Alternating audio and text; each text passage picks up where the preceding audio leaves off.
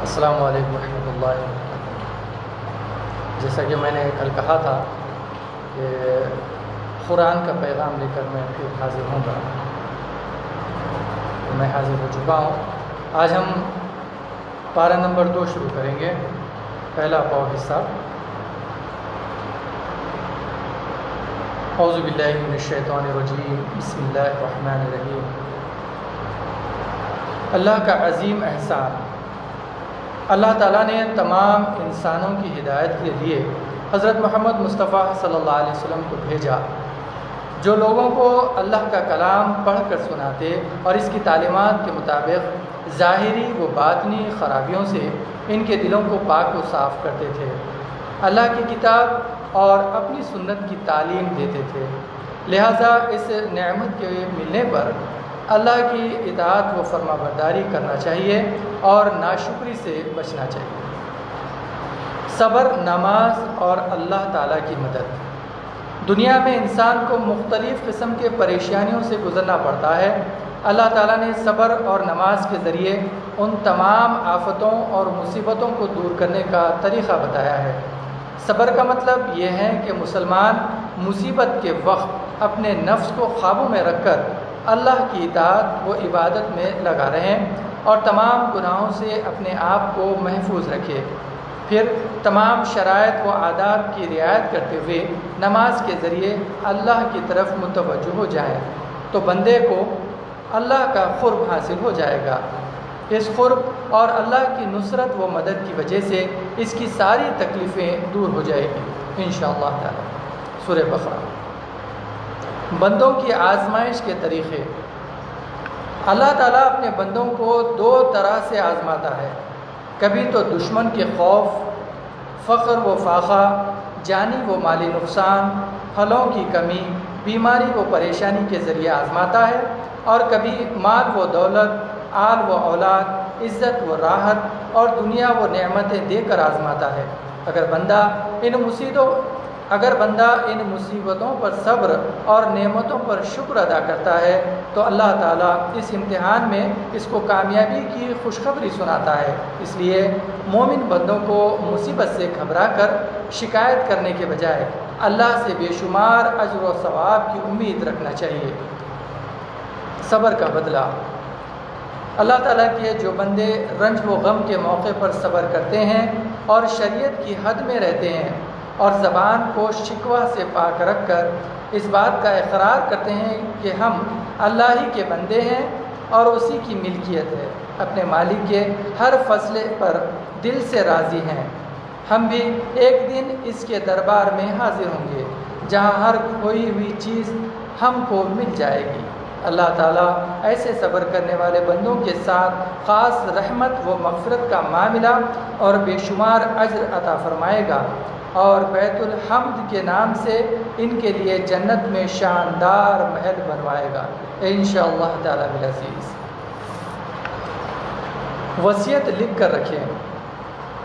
انسان دنیا میں رہتا ہے تو مختلف لوگوں سے واسطہ پڑتا رہتا ہے، کسی سے حق لینا ہے تو کسی کو دینا ہے، کسی کے قرض وصول کرنا اور کسی کا قرض ادا کرنا ہوتا ہے، کسی کی امانتیں رکھی ہوئی ہوتی ہیں اور موت کا کچھ بھروسہ نہیں۔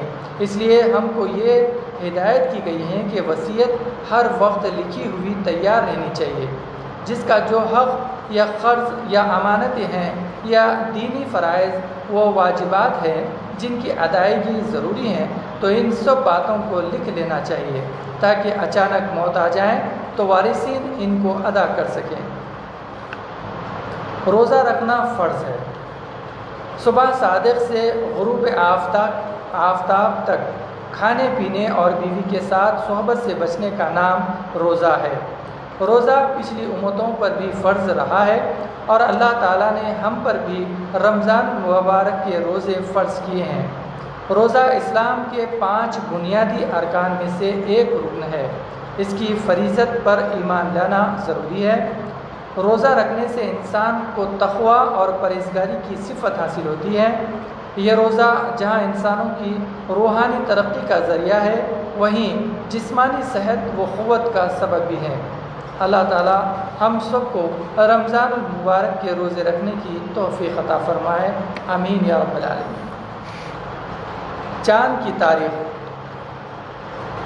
چاند لوگوں کے لیے اسلامی تاریخ اور مختلف عبادات کا وقت معلوم کرنے کا ذریعہ ہے، اسی لیے اس تاریخ کا یاد رکھنا فرض کفایہ ہے۔ چاند کے متعلق پائے جانے والے غلط عقائد کی وجہ سے شادی بیاہ نہ کرنے کا رواج آج بھی نہ جانے کتنے مسلم گھرانوں میں موجود ہے۔ اللہ تعالیٰ نے چاند کے ذریعے عبادات کے اوقات بتا کر ان تمام غلط رسوموں کی اصلاح فرما دی ہیں، لہٰذا ہمیں اپنے دینی و دنیاوی کاموں اور حج جیسے دینی فریضے کی ادائیگی میں اسلامی تاریخ کا لحاظ رکھنا چاہیے۔ اسلام میں پورے داخل ہو جاؤ۔ اللہ تعالیٰ فرماتے ہیں کہ اے ایمان والو، اسلام میں پورے داخل ہو جاؤ۔ اسلام میں مکمل طور پر داخل ہونے کا ایک مطلب تو یہ ہے کہ بدن کے ظاہری حصوں اور دل و دماغ سب کو اسلام کے تابع کر دو۔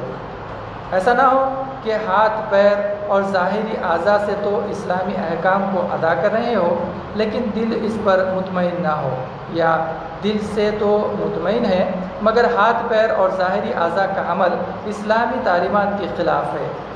دوسرا مطلب یہ ہے کہ اسلام کے تمام احکام کو مانو اور اس پر عمل کرو۔ اللہ تعالیٰ ہمیں پورے اسلام پر عمل کرنے کی توفیق عطا فرمائے، آمین یا رب العالمین۔ سورہ بقرہ 208 میں ہے۔ اعوذ باللہ من الشیطان الرجیم، بسم اللہ الرحمن الرحیم۔ دنیا کا فریب اور دھوکہ، تیسرا پاؤ، پارہ نمبر 2۔ اللہ تعالیٰ نے اسلام کی صداقت و سچائی اور ہدایت کی راہوں کو روشن کر دیا ہے، مگر دنیا پرست لوگ اس کو قبول نہیں کرتے، کیونکہ مال و دولت کی کثرت، موٹر کار، عالیشان بنگلوں اور دنیا کی چمک دمک نے حق سے ہٹا کر ان کو اپنی طرف کھینچ لیا ہے۔ وہ اسی کو انسان کی کامیاب زندگی اور ترقی کا آخری درجہ سمجھتے ہیں۔ اس غلط معیار کی وجہ سے وہ اللہ کی نیک و صالح بندوں کو حقیر و ذلیل سمجھتے ہیں، حالانکہ قیامت کے دن اللہ کے یہ مقبول بندے رتبے میں ان سے کہیں بلند اور جنت میں عیش و عشرت کی زندگی کے مالک ہوں گے۔ جنت حاصل کرنا، اللہ تعالیٰ کا یہ قانون ہے کہ وہ اپنے بندوں کے جتنے بڑے جانی و مالی قربانیوں کے ذریعے آزمائش کیا کرتا ہے اتنے ہی بڑے انعام سے اسے نوازتا ہے، کیونکہ اس نے جنت کو مشقتوں سے اور جہنم کو خواہشات و لذتوں سے ڈھانک رکھا ہے۔ لہٰذا جو شخص دنیا میں جنت کا طلبگار ہوگا وہ نفسانی خواہشوں اور برے اعمال سے بچے گا اور دین حق کی راہ میں مخالفوں کے سختیوں کو برداشت کرے گا اور جانی و مالی قربانیاں دے کر امتحان میں کامیابی حاصل کر لے گا۔ اللہ تعالیٰ دینی کوشش کے بدلے اسے دنیا میں نصرت اور آخرت میں اپنی رضا و جنت عطا فرمائے گا انشاءاللہ تعالیٰ العزیز۔ سورہ بقرہ 214 آیات۔ ناظرین، یہ آج کا قرآن کا پیغام تھا۔ میں امید کرتا ہوں کہ آپ کو یہ قرآن کا پیغام پسند آیا ہوگا، اور ہمیں اللہ تعالیٰ سے ہر وقت یہ دعا کرتا رہنا چاہیے کہ اللہ تعالیٰ ہمارے ہر اعمال کو صالح بنا دے، ہمیں نیک اور ایک بنا دے۔ یا اللہ، میں دعا کرتا ہوں کہ اللہ تعالیٰ میں جو کہہ رہا ہوں یہ کہنے سننے سے زیادہ مجھے اور سب کو عمل کرنے کی توفیق عطا فرما، آمین یا رب العالمین۔ وآخر دعوانا الحمدللہ رب العالمین۔